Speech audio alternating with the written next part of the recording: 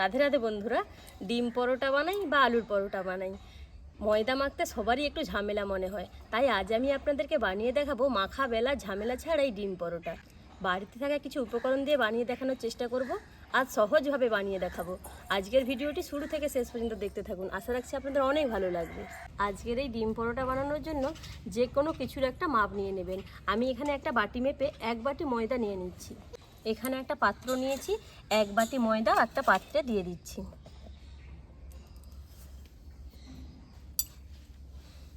এবার দিয়ে দিচ্ছি পরিমাণ মতন লবণ। লবণ আর ময়দাটাকে একটা চামচের সাহায্যে মিশিয়ে নিচ্ছি।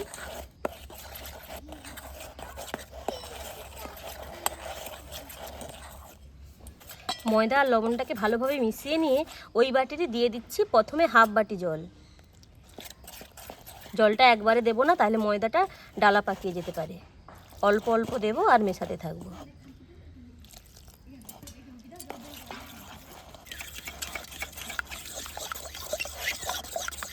ব্যাটারটা ঠিকভাবে বানানোর জন্য এখানে আমি একটা কাঁটা চামচ নিয়েছি, আর এই বাটিরই 1.5 বাটির মতন জল লেগেছে।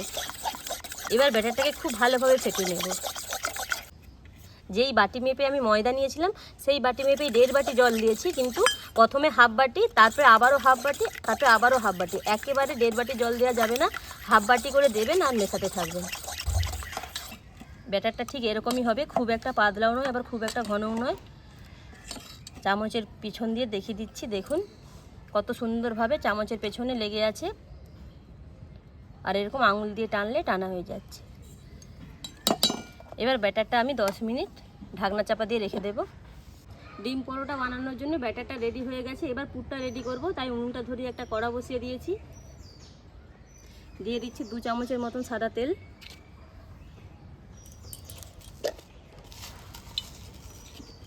তেল খুব ভালোভাবে গরম হয়ে গেছে, দিয়ে দিচ্ছি অল্প একটু গোটা জিরে।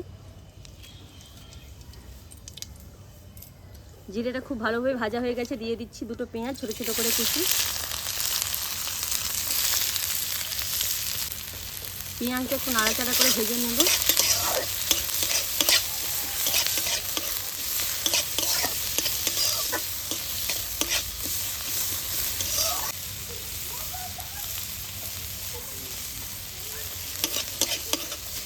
পেঁয়াজটা একটু নাড়াচাড়া করে দিয়ে দিচ্ছি 2টো কাঁচা লঙ্কা কুচি।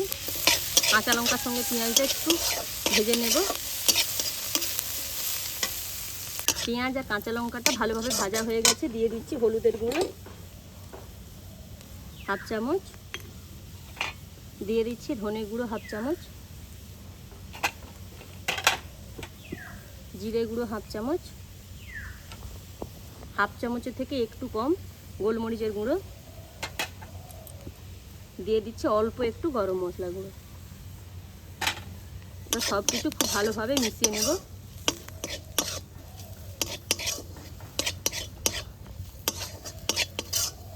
সব কিছু ভালোভাবে মিশিয়ে নিয়ে 2টো ডিম ভেঙে দিয়ে দিচ্ছি।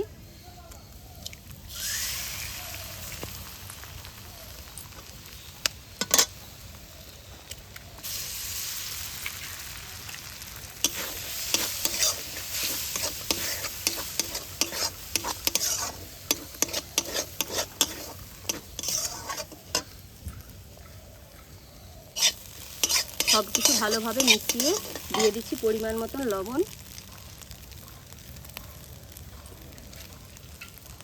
দিয়ে দিচ্ছি অল্প একটু ধনেপাতা কুচি,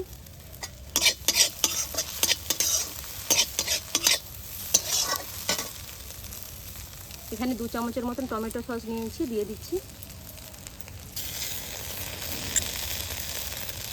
1 চামচ নিয়েছি সয়া সস, দিয়ে দিচ্ছি। সব কিছু খুব ভালোভাবে মিশিয়ে নেব।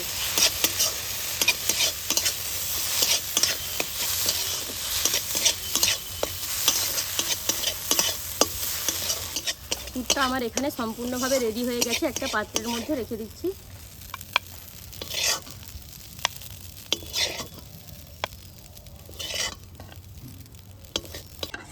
এই পাশে ব্যাটারটা যে করে রেখেছিলাম সেটা 10 মিনিট খুব ভালোভাবে রেস্টে রাখা হয়ে গেছে। আর একবার খুব ভালোভাবে চামচ দিয়ে মিশিয়ে নিচ্ছি।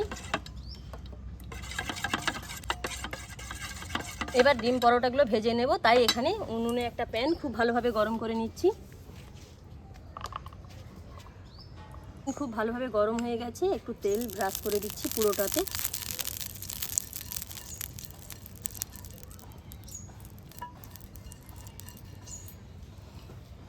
প্যান আর তেলটা খুব ভালোভাবে গরম হয়ে গেছে, দিয়ে দিচ্ছি 1 হাতা ব্যাটার।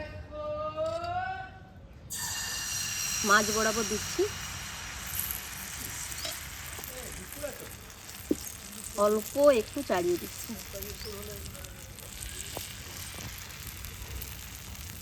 ওপরটা বেশ শক্ত হয়ে গেছে, এবার খুব সাবধানে উল্টে দিচ্ছি।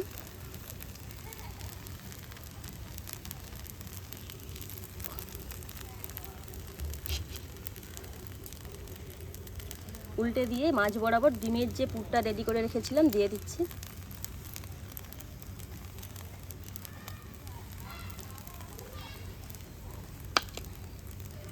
মাছ বরাবর দিতে হবে, কারণ এই দুধার মুড়ে দিতে হবে।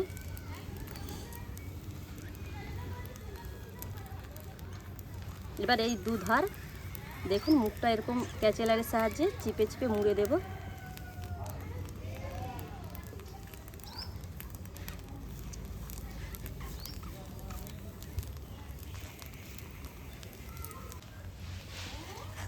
দু পিঠ খুব ভালোভাবে ভেজে নিয়েছি, এবার তুলে নিচ্ছি একটা পাত্রের মধ্যে। একটা পরোটা কত সুন্দরভাবে রেডি হয়ে গেছে। এই রকমভাবে প্রত্যেকটা পরোটা রেডি করে নেব। ওপরটা হালকা একটু শক্ত হলেই অপর পিঠ উল্টে দিচ্ছি।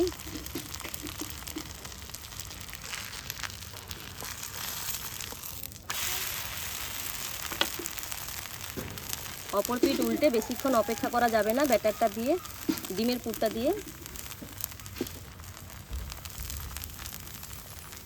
দু পিঠ মুড়ে দিতে হবে, নাহলে তাপে কিন্তু শক্ত হয়ে যাবে।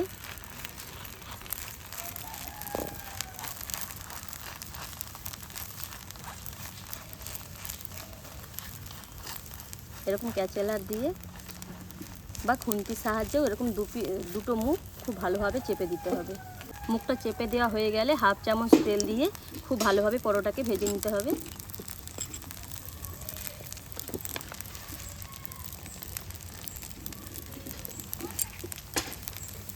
আবারও একটা ডিম পরোটা খুব সুন্দরভাবে রেডি হয়ে গেছে, তুলে নিচ্ছে একটা পাত্রে।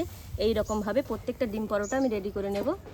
সবকটা ডিমের পরোটা ভেজে নিয়েছি, দেখুন দেখতে কতটা সুন্দর হয়েছে পরোটাগুলো। একটা পরোটা আমি আপনাদেরকে কেটে দেখাচ্ছি। কোনো রকম মাখা বেলা ঝামেলা ছাড়াই পরোটাগুলো কত সুন্দর দেখতে হয়েছে দেখুন, আর খেতেও ততটাই সুন্দর হবে। পুরে একদম ভর্তি ডিমের পরোটা। হাতে থাকা কয়েকটা মিনিটের মধ্যেই পরোটাগুলো রেডি হয়ে যায়। একবার হলেও বাড়িতে এই রকম ডিম পরোটা বানিয়ে খেয়ে দেখবেন। আজকের ভিডিওটি এখানে শেষ করলাম, ফিরছি এক নতুন রেসিপি নিয়ে। রাধে রাধে।